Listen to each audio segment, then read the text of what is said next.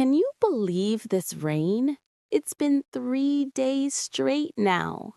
I know. I'm starting to forget what the sun looks like. I had plans to go to the park this weekend, and now I just don't see it happening. Same.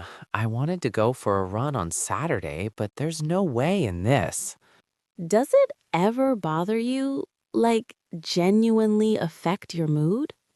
Honestly, yes. A few gray days in a row, and I start feeling really flat. Me too. I read somewhere that's actually a real thing, something about light and serotonin. Yeah, I've heard that. Some people get it really badly in winter. I think I might be one of those people. January is always hard for me. Have you ever tried one of those light therapy lamps? I actually have one. My sister got me it last Christmas. Does it help? I think so. It's hard to tell, but I do feel better on the days I use it. Maybe I should get one. I've been meaning to look into it. What's the forecast for next week at least? I checked this morning. Rain until Thursday, then finally some sun over the weekend. Oh, thank goodness. I need it.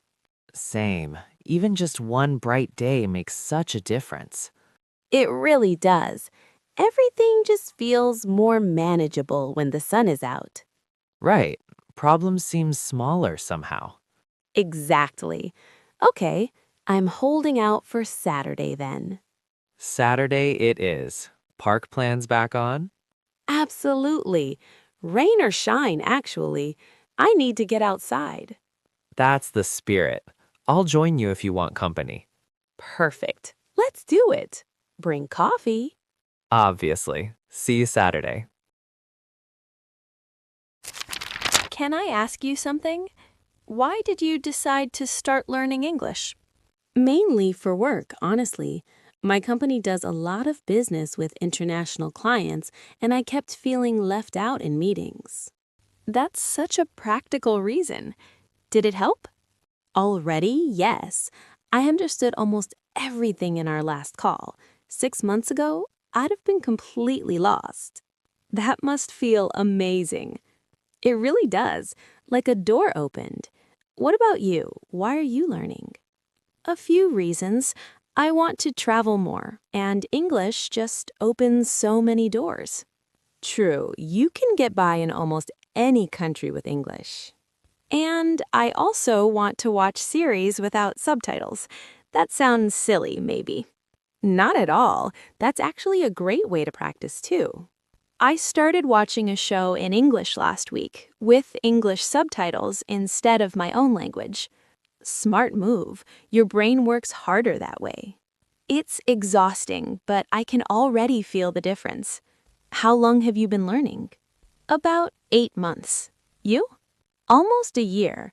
I had a teacher for the first 6 months, and now I mostly practice on my own. Do you miss having a teacher? Sometimes.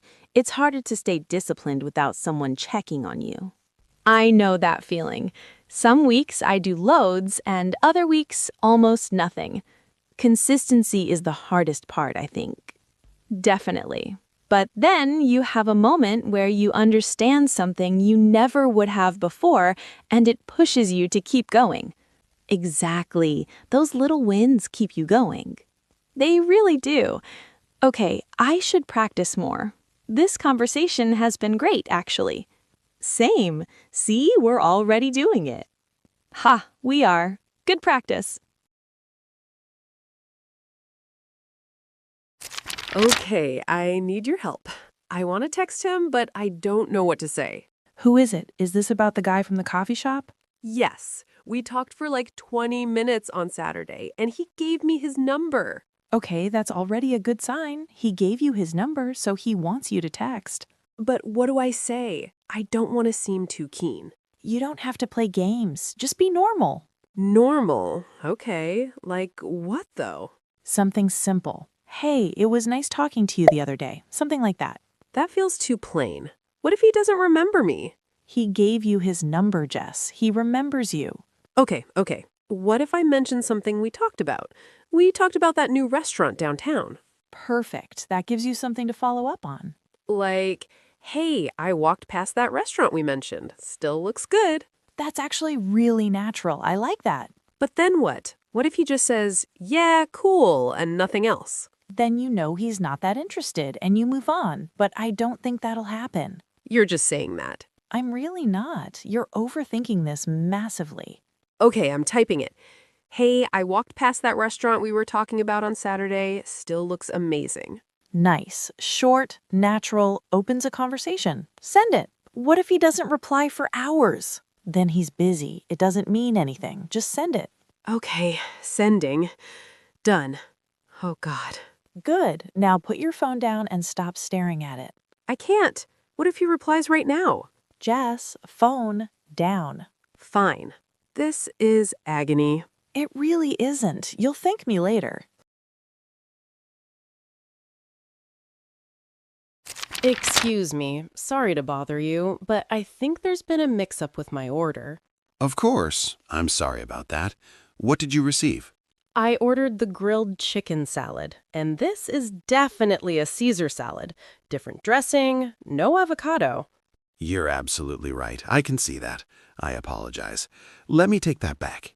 Thank you, and I also asked for the dressing on the side, if that's okay. Yes, I have that noted here. I'm sorry it wasn't done correctly. I'll get the right order out as fast as possible. I appreciate it. Is it going to take long? My friend is almost finished eating. It should be about 5 minutes. I'll push it through as a priority. That's great. Thank you. Can I get you anything while you wait? A refill on your drink, perhaps? Oh, yes, please. That would be lovely. Of course. And again, I'm really sorry for the confusion. It's honestly fine. These things happen. I just didn't want to eat the wrong thing. Completely understandable. I'll be right back with your drink. Thank you so much. Is everything okay? Yeah, all sorted. Wrong salad, but they're fixing it now. At least you said something. I would have just eaten it. I nearly did, but I really wanted the avocado. Worth speaking up for the avocado. Always. Oh, here it comes. Grilled chicken salad, dressing on the side, and I've also taken it off your bill for the inconvenience. Oh, that's so kind. Thank you. You really didn't have to do that. Of course. Enjoy your meal. This looks perfect. Thank you again. Are you close with your parents? Pretty close, yeah. I talk to my mom almost every day, actually. Every day? Really? Is that a lot? A little, maybe. I love my parents, but every day would be too much for me. My mom would disagree. She'd call more if I let her. That's sweet, honestly. What about your dad? We're close, but in a different way. Less talking, more doing things together. Like, we watch football every Sunday. That's really nice. My dad and I have a similar thing with cooking, actually. We cook together when I visit. That's lovely. Do you visit often? Maybe once a month. They live about 2 hours away, so it's not too bad. Mine are just 30 minutes from me. Sometimes that feels very close. I can imagine. Do they give you a lot of advice you didn't ask for? Constantly. My mom has an opinion on everything. My job, my flat, my relationship. Mine too. I've learned to just nod and then do what I was going to do anyway. That is genuinely the only strategy that works. Did you get along with them as a teenager, or was it difficult? Difficult. I was pretty stubborn, and so was my mom, so we clashed a lot. Same. I think I put my parents through it, honestly. But now you appreciate them more? So much more. You realize as you get older how much they were just trying to help. Even when it didn't feel like it at the time. Exactly. I wish I'd been a bit kinder to them when I was younger. I think most people feel that way eventually. Better late than never, I suppose.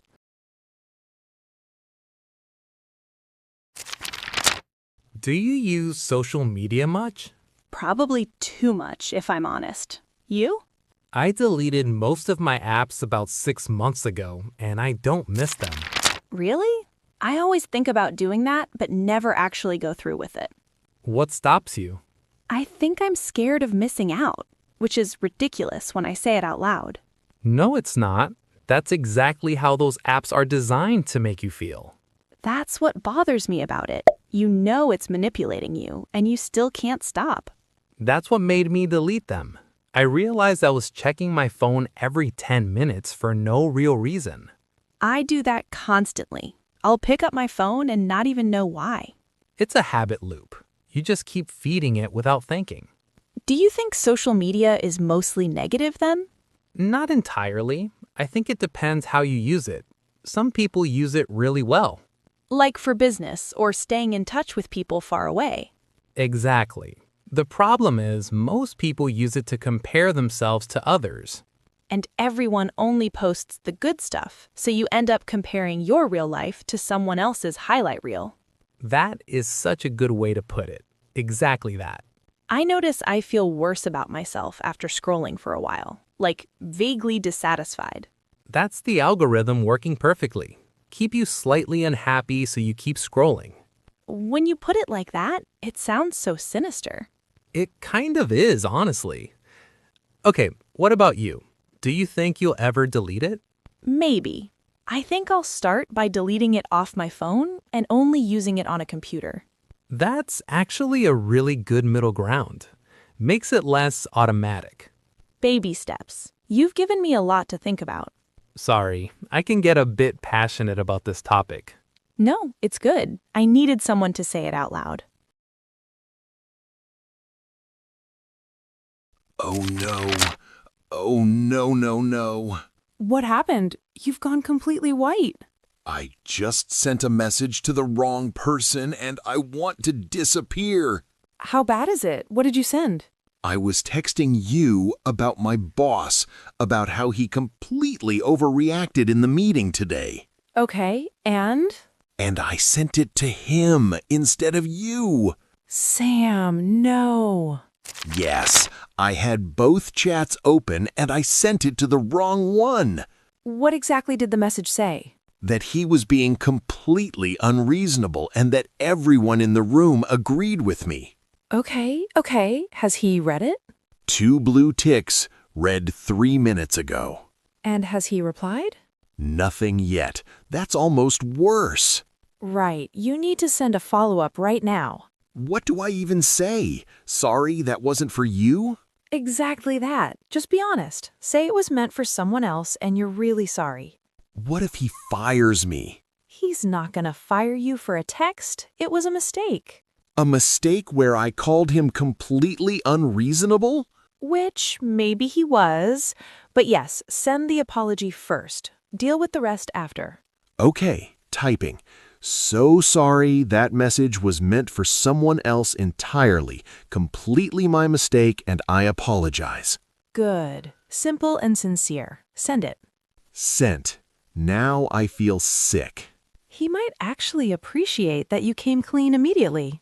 Or he might call me into his office first thing tomorrow. Also possible, but there's nothing you can do about that now. This is a nightmare. It's really not that bad. Everyone has done something like this at least once. Have you? I once replied all to a company-wide email saying the CEO's presentation was boring. No, you didn't. 240 people, including the CEO. Okay, I feel slightly better now. There you go. You'll survive this, I promise. He's typing. Oh God, he's typing. What did he say? He said, "Thanks for letting me know. See you tomorrow." That's fine. That's totally fine. Is it? What does that even mean? It means he's a professional and tomorrow will be completely normal. I hope you're right. I'm always right. Now put your phone down and breathe.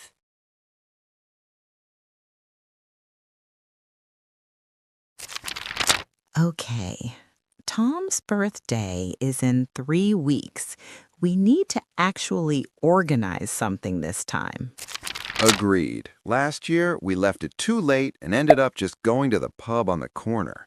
which was fine, but he deserves something a bit more special this year.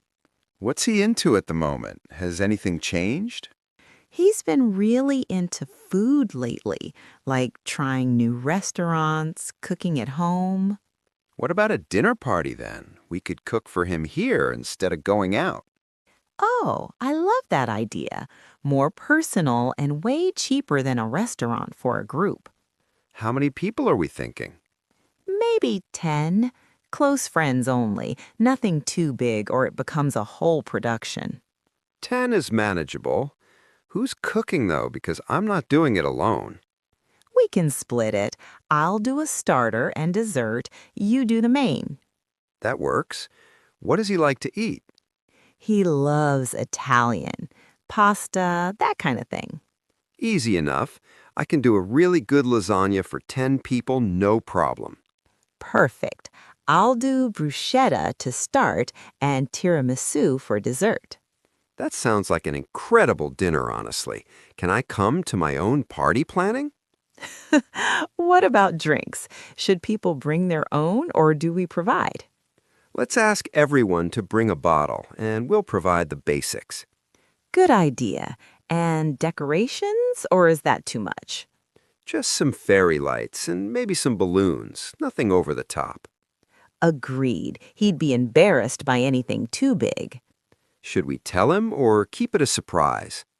I think tell him. He hates surprises. Remember his last surprise party? He looked genuinely horrified when we all jumped out. Exactly. So we tell him, just not all the details. Perfect. I'll text the group now to save the date. Great. This is going to be a really good one. Can you